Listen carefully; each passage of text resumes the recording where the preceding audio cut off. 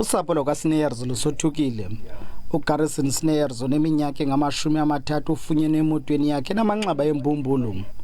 Kurhaneleka beyokubeka umntu eNew Brighton ngethuba egetyengwa.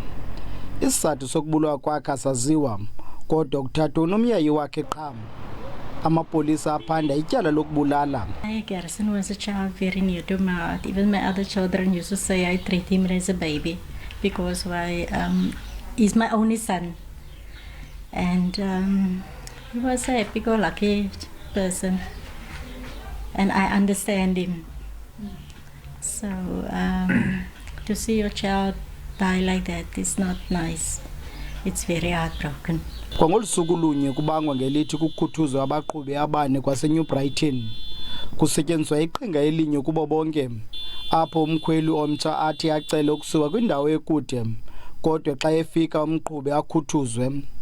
Abaqhubi bathi ubuxhaka-xhaka obusetyenziswa ukunxibelelana phakathi kwabo nabakhweli bubo bubenza amaxhoba. We've been reporting this to the apps. We've been telling them on a day-to-day basis that our safety is not right. They are more worried about getting their commission.